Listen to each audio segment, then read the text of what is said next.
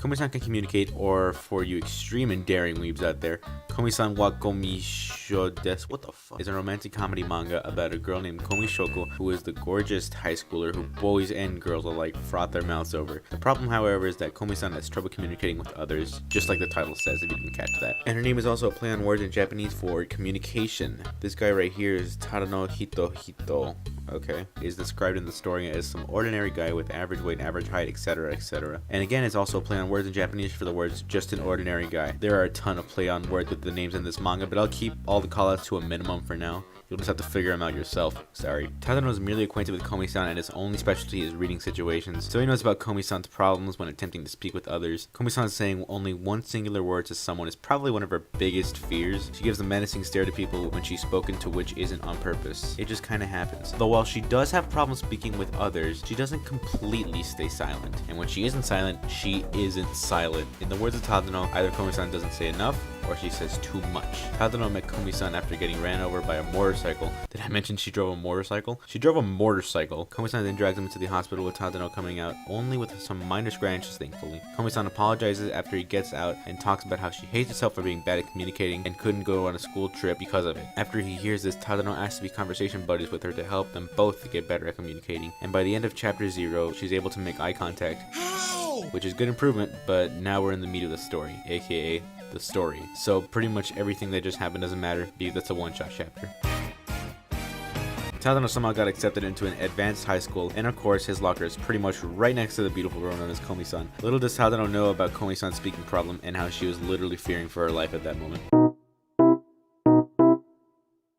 Tadano's a bit weirded out by Komi-san, but figures that she's too beautiful to talk with a guy like him until he finds out she sits right next to him in class, which gets the class of literal simps to shoot some glares to his side like an angry vegan finding its meat-eating prey. The teacher asks for everyone to introduce themselves to the class, and this one chick goes off a little too loud, and then that bit passes. That was a haha funny scene, but when Komi-san gets up to introduce herself, obviously she can't speak aloud to the whole class, so she literally goes up to the board to grab a chalk, not to eat, but to write down her name. The school life ain't gonna be as easy as he thought it was.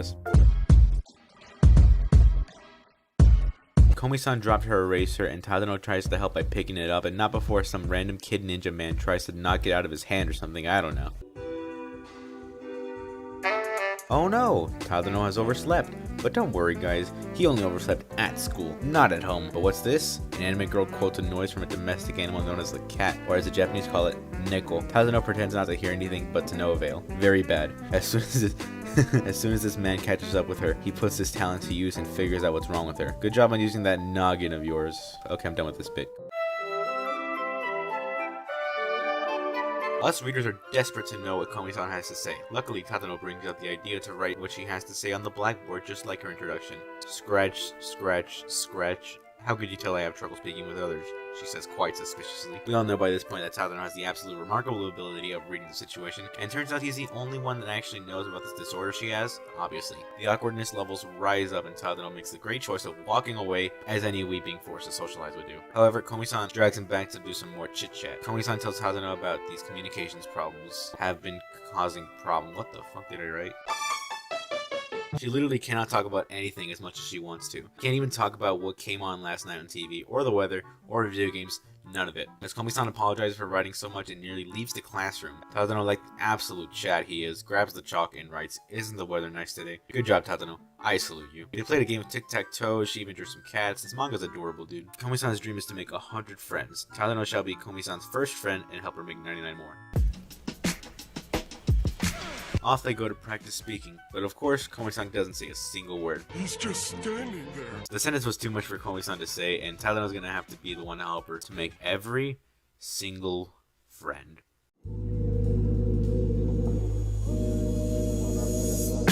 How naive of Tadano to think that this was easy to accomplish. Tadano decides to get Yamai, apparently the leader of the cool girls, to try and befriend Komi-san. All goes well until he says the 4-lettered name. I really do not like this chick, but who knows, maybe she'll get a redemption arc in the future. For now, she's the worst character in the series, and she had like 10 seconds of dialogue. Tadano's out of luck here. While Komi-san enjoys her lunch, Tadano finds out he actually has no friends. How depressing. He's resorted to something he would never have done as long as he lived. Osana, wait, who is she? Apparently they were one of Tadano's classmates in junior high. Is he a boy? Is she a girl? They're probably non-binary, I think. Check their Twitter profiles, I don't know. We'll refer to Osana as they, them, to not get the extreme weeps pissed off at me. They've apparently got a lot of old friends and somehow can make friends in the snap of a finger. We all can relate to that, am I right, fellow friends? I never told you. Probably. Not really. Okay, shut up. Awesome. She's willing to hear out our boy Tadano. What a good friend she is. Oh. They're one of those. Ignoring Japan's fan service, Tadano tries to convince Komi-san to ask Osana to be friends, and when I read this, I thought they'd actually do it, but to no avail. But hey, she tried and that is what counts here. Major W's, I think. She is absolutely frozen solid. Wonder why she wouldn't do it. Komi-san would ignore everything Osana said from 2nd grade. And first of all, how did Komi-san even deal with not being able to talk with others and pass grade levels all the way to wherever she is right now? The teachers never call on her to come up to the board or something? What bad teachers. I guess Osana's more nervous around her than anything. Tadano tries convincing them to try and talk with Komi-san again, and Osana finds it a bit sus. Maybe Tadano's got some hidden feelings for her. But probably not. I mean, come on, what are the genres on this manga? Slice of life, comedy, romance? I don't know what you're talking about. It's not really weird to Osana, but instead makes her moist. I swear this isn't Osana's entire personality. Tadano somehow convinces them to walk with Komi-san, and you know, good for him. Under one condition. To start calling them Najimi rather than Osana. Well, great, now I have to get used to another name.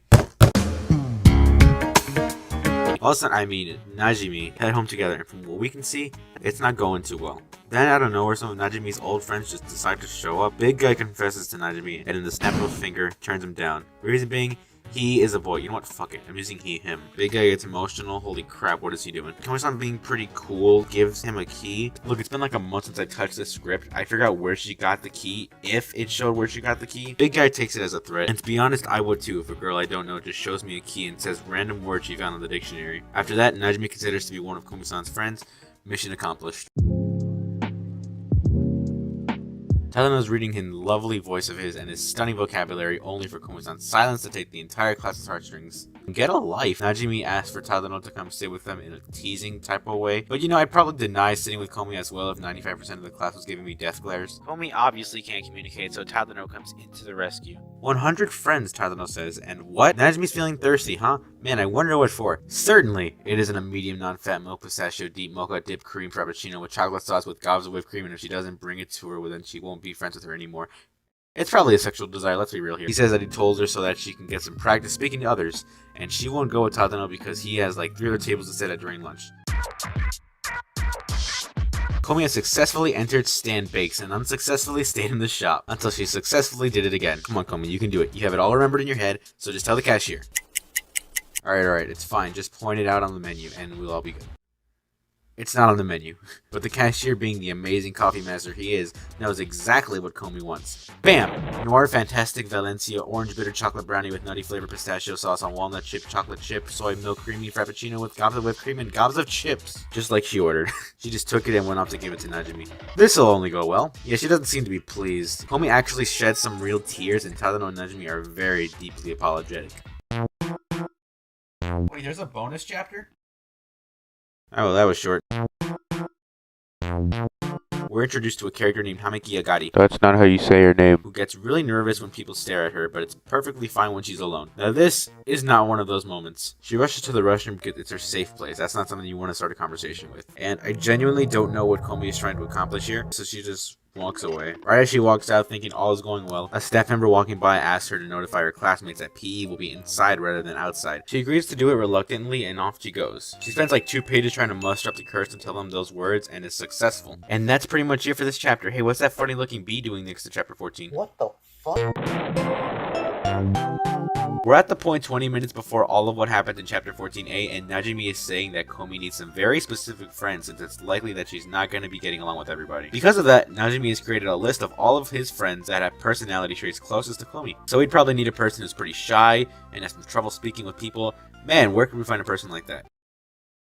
How convenient. Agari, as we know, notices right away when someone is staring at her, and this time is no exception, and Komi follows as if she's the predator looking for its prey. Agari comes out and understandably confronts Komi about following her around, but thanks Komi for helping her breach out of her comfort zone. How wholesome. Still, Agari doesn't think she's qualified enough to be Komi's friend, but rather her dog, but she still counts as a friend. Amazing. Just act like normal fucking human beings. Well, this seems like a pretty straightforward chapter name. Komi's enjoying some breakfast, and I'm pretty sure that this is the first time that Komi's parents are shown in the manga. That's pretty neat. When she's about to leave for school, her dad stops her to give her a gift. As Komi is walking to school, everyone's staring at her, as usual, understandably making her feel very uncomfortable. Man, I just don't like this at all. This is really shitty. Fear not, however, as she makes it to the school unharmed. Also, she spoke, I think. Good for her. Komi got her phone now. The bad thing about it is that it's an old style flip phone, probably a fucking brick. She didn't have one before because there was no need for one, but now that she has friends, she needs it to have a way to contact them. And now we find a way to get their numbers. Komi somehow does enough to show that she wants Najumi's number, and I have no idea how Najumi figured out that's what she wanted, but whatever. Agati's up next, and she's already asking what she'd like from her, just like a dog. Hey, it's just like what she said earlier. There wasn't any luck with Agati. Oh, nope, never mind. She's back. She said that Najumi told her that Komi wanted Tadano's number to be the first one that she got, and that's very wholesome. But Agati, why would you say that in front of them, you dipshit?